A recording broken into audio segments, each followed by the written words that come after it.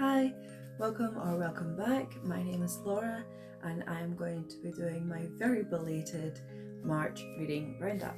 So to help me with this today, I have my book journal with me. So let's get started.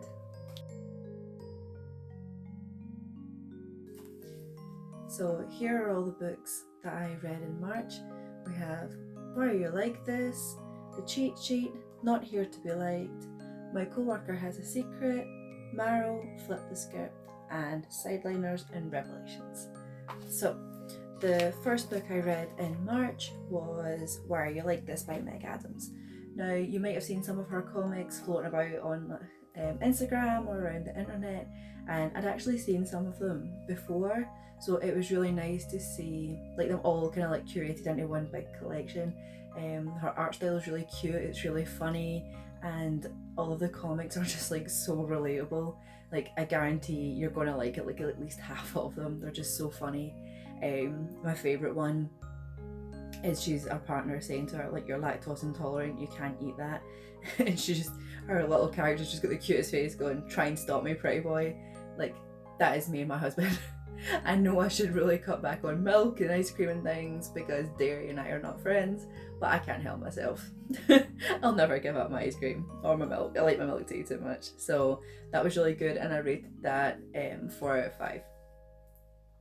Next up was The Cheat Sheet, and I went into this one with kind of high expectations because I've seen quite a few reviews of it on Instagram and things, and people seem to enjoy it, but for me it kind of missed the mark. So I didn't think that Bree and Nathan had like any chemistry. They're meant to have like known each other for years and meant to have been in love with each other for years and things, but I honestly sensed no connection or chemistry between them. The relationship between them was just odd and it was forced, and I felt like it should have been set in high school. It didn't feel right that they were supposed to be like adults. I think it maybe would have worked better if they'd been younger characters because they felt like they were written that way, but just instead like they were adults, and I just felt it was a bit weird. I only rated this one 3 out of 5. I really expected better. Next up was Not Here to Be Liked, and this one I really enjoyed. I rated this one 4 out of 5. The premise of the book was really good. Eliza was a great character and her character development throughout the story was really good. She is next in line to like be the top person in her school newspaper, and the position ends up getting stolen from her like the day before by a last minute entry, and it opens up a massive conversation about feminism and sexism in her school, and I thought it was really well done. The only thing that kind of like dragged it down for me was a bit of the pacing. So there were some parts of the story that I felt just went on and on when it didn't really need to, and there were other parts of the story that I maybe would like to have seen more of. So the pacing was just a bit off for me, and I would rather have delved a bit deeper into the characters and things like that, especially like Eliza's best friend. I would like to have seen more from her. I think she would have added so much to the story, and like Huangbo and stuff, I thought they were really interesting characters that just didn't really get a chance to shine as much as they could have. Next up, hands down, was my favourite book from this month, no competition, Marrow, Bryn Weaver and Trisha Wolfe. 500 out of 5. If you've been following me for any amount of time, you'll know that I'm like genuinely obsessed with Bryn Weaver and her books, and Marrow, the collaboration with Trisha Wolfe was just outstanding. I got an advanced copy of it. I'm absolutely blessed, and the plot was so good. The book just had me in a chokehold from chapter 1. Rival serial killers, and just layer upon layer of plot and character development and backstory and secrets and just crazy shenanigans abound. Typical Bryn Weaver fashion though, it is spicy and very dark, so if you are intending on reading on it, please go to her website and check out the trigger warnings, because it's definitely not going to be everybody's cup of tea. I can definitely guarantee that, but if you like it very dark, this is going to be the book for you. Next up was Flip the Script, and this was actually my second Lila Lee book, and I did enjoy this one. I rated it like 3.5 out of 5, but I didn't like it as much as the other one that I'd read previously. I loved that it had a queer Asian female main character. Hannah was great. I really liked her. But the synopsis had promised me like K-drama level drama, and if you've ever watched a K-drama, you know that the drama is high. It is like tense, but it was missing in this book. I was promised like tension and drama, and it just wasn't there for me. And I felt like some of the characters were just kind of like underdeveloped. Like Brian, without kind of giving anything away, relationship status kind of changes throughout the book and stuff, and he seems like so unbothered by things, and he seems to like develop feelings out of nowhere but then be okay when they're not. Just without giving anything away, I just feel like some of the characters were a bit too one-dimensional, and they just needed a little bit more development into a bit more kind of personality. It would have worked better for me. Still a good read though. I still really enjoyed it. It was a nice kind of like light kind of like palette cleanser before I moved on to the next one. After that was another advanced copy from Dana Clare, whom up until now I've read like her fantasy based books, and this one was a sports romance. I don't normally read sport romances. They're not normally my thing. I am not a sports person whatsoever, not in the slightest bit inclined to watch any kind of sport, but I really like Dana Clare's writing, so I was really excited to see her writing something different. So I was so honoured when I managed to get an art copy of this, and I loved it. This is so much more than just a sports romance book.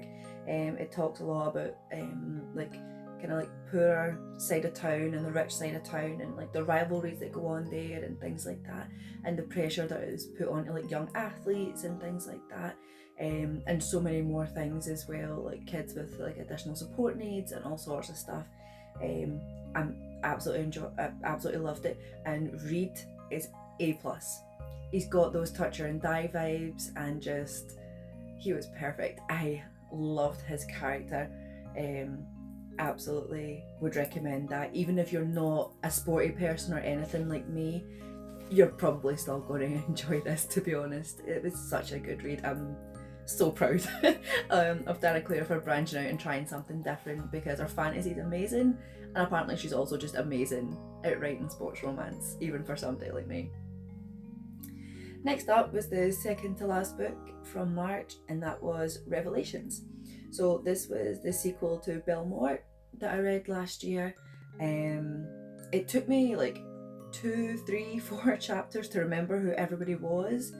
It's one of the disadvantages of reading so much, that sometimes characters gets a bit lost in your head. How do we, like, as a community, like actively get a petition going for authors to put like a flashback, like previously on at the start before the first chapter? I have heard of an author who does this. I don't know who it is. If you know who it is, tell me.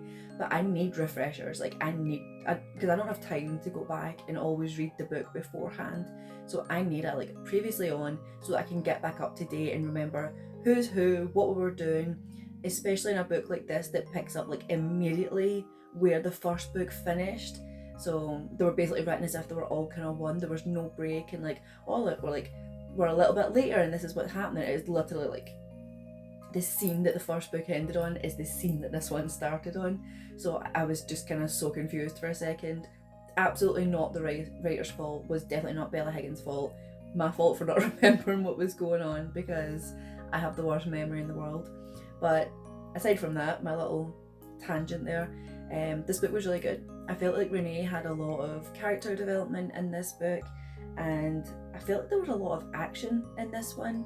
The first one had some, especially like near the end, like when things started to get really kind of like twisted up in the plot. But this one was definitely like kind of high paced, a lot more kind of action than the first one, and I really enjoyed it. I thought it was really well plotted out.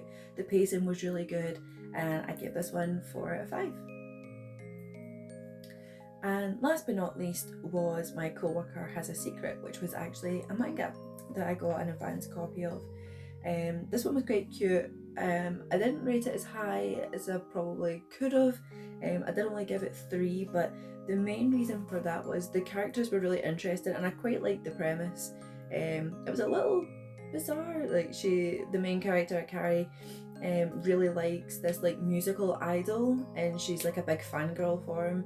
And she works in an office and doesn't want anyone to know because one time her co-worker had said that like extreme fangirls are weird. So I carried instantly was like, I can never tell anybody like that I like this idol, which I find a bit bizarre. Like just because one person thinks it's weird to be like a fan, and okay, like Akari is like a super fan because the whole premise is that she doesn't have any money.